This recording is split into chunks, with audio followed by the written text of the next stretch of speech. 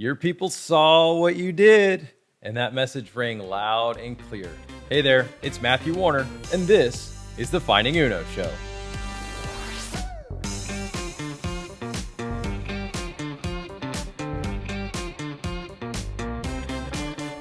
Welcome to the Finding Uno Show. Who's Uno? Oh, you know Uno. He's that one lost sheep the shepherd leaves the 99 to go after, and we are here to help you find him. I'm your host, Matthew Warner, joined by my co-host, as usual, Matthew Sewell. How you doing, Matt? Not too bad. Glad that where I am is warmer than where you are for once, and probably the only time in our whole lives, I'm guessing. Yeah, that's a weird thing, that Houston is colder than Washington State. Yes. But yeah, hopefully that'll change soon. But so today, I was reflecting, the most powerful message sent to parishioners, for your members, for the people of your flock, during this whole COVID lockdown and all the restrictions and this whole last year, the most powerful message that was sent was not by text message or email or on your website or the things you said to them in person or any kind of digital tool or media that was used, but it was the message communicated by the actions of our leaders, the actions that our leaders took. And people saw what we did, regardless of what we said. They saw what we did throughout all of this. And that message was the one that rang loudest and clearest. And in some cases, we saw incredibly inspiring messages communicated through those actions. And in other cases, it wasn't so much. But what surprised you, Matt? What surprised you most, I would say, or how would you characterize how you saw churches respond throughout all of the COVID lockdowns? Yeah, it seems like it kind of falls in two, maybe three camps. So the ones obviously who pivoted really well. I think everybody got sick of hearing the word pivoted by about June or July, if I remember right. The ones who didn't panic, who took it as an opportunity, at least in the church world, and then on the other side, it was the ones who just said, well, it's going to happen to us, or just didn't really do anything much different at all and just tried to kind of wait it out. It's kind of like parable of the talents kind of thing, where who just buried the talent in the sand were some churches, and then others who made the most of it. But I think of the story I always think of when I think of COVID response and how churches responded was we started hearing a lot from a lot of parishes who were just going through their rolls of landline phone numbers and calling everybody individually. One, obviously to check in on them, but two, the irony of ironies was that they were building up their email and their text list to say by calling people one by one. So they had this army of volunteers, 20 or 30 or 50 in some places, with 20 calls a piece or whatever it was. Everybody sitting down with coffee and a phone and saying, "Hey, how are you doing? Oh, by the way, we're going to be sending out updates, through Flocknote." Was what we heard, obviously. Would you like to, have us put you on the list? Which is, we try to go for more efficient ways, but that was the best way that they had, and I think that was some of the best response. And then from that, obviously, was just, I know that the church that I go to, our pastor and assistant priest just sent out a video that was really frank about where everybody was and kept us all up in the loop. And I remember thinking, I feel really, really seen as a parishioner. Not even as a person who works for an organization that tries to give good advice on stuff like this. But anyway, so those are a couple of the good examples I saw.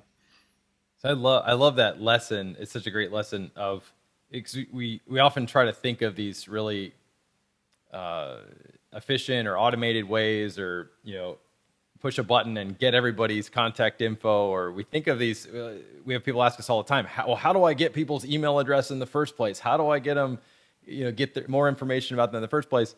And we often go through all these sort of, roundabout ways to try to do it the quote easy way. But one way is just to call them up and ask them for it. And it was amazing actually to see how churches, even big churches, were able to scale that really quickly when all of this hit. So it's like, oh, we have thousands of members in our church. We couldn't possibly call them all. Well, yeah, actually you can. You get a volunteer group of 10, 20, 30 people, and you start calling people. And all of a sudden, within a few days, you've called everybody. So it is possible, and it's a good lesson, a good reminder that you can just kind of do it. It doesn't have to be a complicated type of thing. But the main thing that stuck out to me, which you said, was the word opportunity. I think churches that saw this as an opportunity really had a chance to thrive, I think, despite the challenges, despite the hardships that were throughout this thing, and the fear and all of that went with it. It was either an opportunity or this was something that really put a damper on things. And you can view it either way, and you'd be right. But I think that choosing to view it as an opportunity was part of the secret, I think, or the key to a church benefiting from this in terms of its community becoming stronger. And so if you saw it that way, that was such a key thing. But I think, whenever we talk about actions speaking louder than words would be another way to sort of title this episode or this conversation, because we put a lot of effort sometimes into, well, what do we say? How do we word this? What do we write? And the loudest message that's coming through is by our actions. What are we doing? And I think that was really, really evident when all of this hit. So we're almost a year into this now in the U.S. for since all the COVID lockdowns and everything started. And so the point today is not to sort of look back and point fingers and say who did this the right way and who did this the wrong way and who's to blame for certain situations we might be in right now. And I think it's also really important that we give our leaders a lot of grace when it comes to this. It's so easy to look out and sort of judge, and why didn't you do this, or you should have done more, or you were taking too many risks. But to really give each other a lot of grace, because everyone sees this thing from so many different angles. There's so much uncertainty, especially early on how risky was this, how dangerous was this, what should we be going through, what types of restrictions are reasonable or not, what types of risks are reasonable to take or not. And so we all ended up in different places of that, because depending on what you were hearing, who you were listening to, or how you perceived it, or what range of, how risk averse you are, you saw all these things very differently. But I think, so let's remember to give each other a lot of grace. And this is not to point fingers back at anybody, but I think more importantly to look now, even though we're a year into this, we're still in it.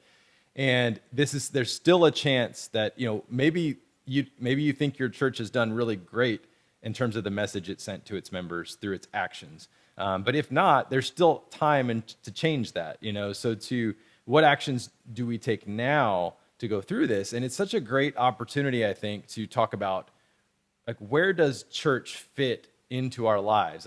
To me, that was kind of the question that was asked and answered, even though nobody maybe have said the words of that throughout this whole thing, because it was like, how important are the sacraments? How important is showing up in person for a church community? How important is public worship in person and all that comes with it, versus staying at home, watching it on the live stream, having a spiritual connection, which is obviously still real, but how important is doing church in person?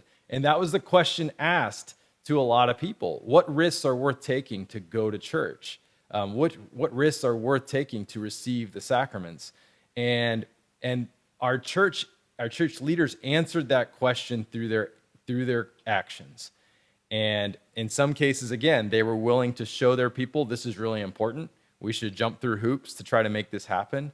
We should take risks to make this happen. And it would have been a great opportunity, which I think unfortunately didn't happen enough, to talk about, well, what risks are worth taking? Because we take risks all the time. Like, we take risks to drive down the road. So how much of a risk is worth taking? Where does physical health and its potential risks that we take all the time fit into going to church in person, receiving the sacraments, and the eternal salvation that's all linked up with all of that, of our souls?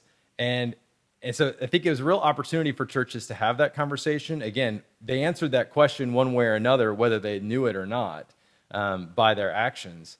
And I think, unfortunately, for a lot of Americans, the answer they heard loud and clear from their leaders was going back to school, groceries, getting haircuts, getting to the gym. Like, all those were more important than figuring out how to get back to church in person or to receive the sacraments. And I think that was really unfortunate, but it really sent the message loud and clear to our members that, like, that's where it falls. Like, that's the kind of hoops we should jump through in order to figure out how to make the sacraments work, how to get together in person. Yeah, well, and I'm glad you mentioned that, because that's another one of the beautiful fruits we've seen is the effort of people in church communities who, keeping in mind all the risks, keeping in mind that there's going to be limitations on, numbers of people gathering, but that we have a right to worship as Christians, and I mean, as people of any belief who gather in person to worship, right? That I think it was down in San Francisco, right? The Catholic Archbishop down there had they had some of the most arguably draconian limitations, where it was something like one person could be in a church building at a given time, which was just ridiculous, right? On its face, like everybody knew it, but there's a limitation to what we can do, but a large crowd of people talks, right? So they scheduled a procession, I think, around the cathedral or through downtown San Francisco or something like that. And we had a couple of parishes in San Francisco send out, and I think they mobilized. They expected like 500 to 800 people to get there, and they ended up mobilizing like 2,000, I want to say. And about 1,000 of those was from one church, from a single text that they sent out to their community to say, "Hey, we're all going to get down there." And then, lo and behold, who knows if it had anything to do with it? But the city magically relaxed its restrictions the next day, to make it was still safe, right? And it's still socially distanced, all that sort of thing. But it finally was not ridiculous anymore, and they were finally able to kind of gather in person. But I think that's something that we saw too, that was, leveraging these connections that they were making as a result of taking the opportunity, maybe in 2020, maybe before, to gather that list of people to be able to reach, in order to do something about it, and instead of just sitting there and having to take it. Yeah, there's some great examples like that of people being courageous and standing up for our religious freedoms. And that was, of course, very inspiring. And that sends a very loud message, too, of how important these things are. Unfortunately, I think you can look in a lot of other places where actually the church's own restrictions were more restrictive than the state's restrictions on things. And again, this is not to debate how risky was it or not, and what you should or should not have done in particular. But the point is that just in terms of reflecting on it and going forward, what effort were you willing to make to go out and meet your parishioners where they are, to call them up and ask them how they're doing, and figure out if they're suffering or you can pray for them in some way, figure out how you can help them more, figure out how to get them the sacraments. What hoops can we jump through as a community to show how important it is that we get together in person, that we meet in some way within whatever restrictions we have to, or even just to have the conversation, what risk is worth taking. I think about, of course, all the early Christians when being a Christian was a very dangerous thing to do, it was illegal, and many martyrs came about because of that. They took a lot of risks to live their faith, and I think about Saint Tarcisius, who was a Roman boy, when there were Christians imprisoned, who was on a trip to sneak in the Eucharist to the prisoners because it was that important. And on the way, he was killed because they found out he was a Christian along the way. Now, I'm not saying we should be reckless or go out and try to make ourselves into martyrs in some sort of way, but I think when we sort of reflect on what is reckless, like what kind of risks should we be taking to receive the sacraments, to worship as a church, there is some risks worth taking, and what are we willing to do it? Because it was those kinds of examples of the saints, of the martyrs, of even Christians today in certain parts of the world where they have to meet underground, they have to meet in ways that are dangerous to their lives and their families. They take risks because it's that important. And so they could just say, well, you can stay home and just do it privately and secretly and take less risk. But at some point they say, no, it's actually important that we do this together, that there's something sacramental about our getting together, that there's something real in the sacraments, and that you have to be there to receive it, and that it's worth taking some risk. Again, this is not passing judgment on anybody's thing of what they did or didn't do, but that was the question we were answering with our actions. And so our members saw that, and it was a chance when we answered that question for them with those actions. And I think the question now is, what do we do going forward? What message can we send now by our actions that are going to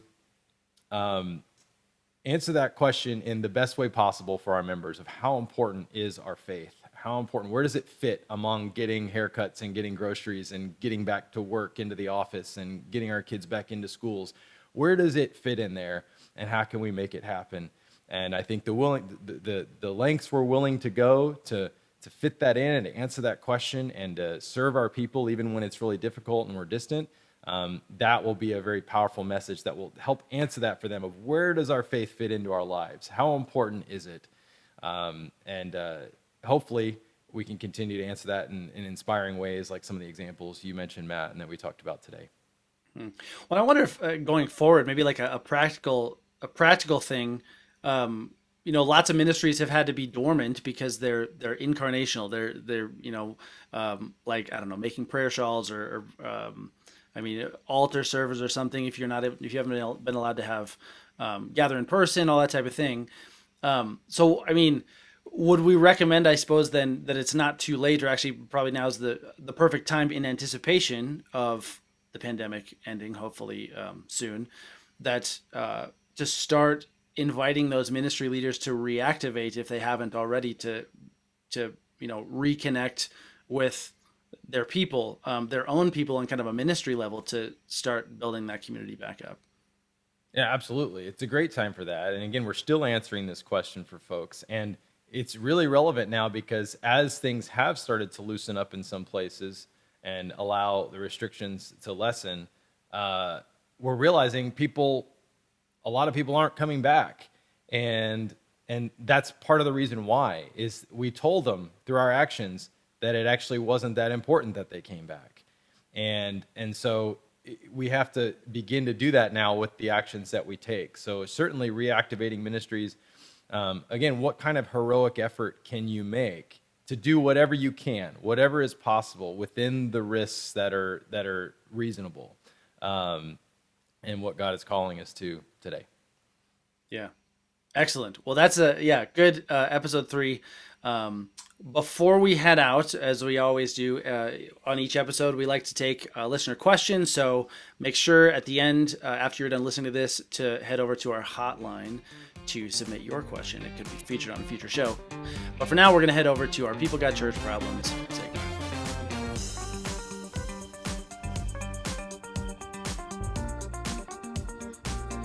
Okay, today's question from one of our listeners is, what's your advice to a church leader who's looking to reignite the fire?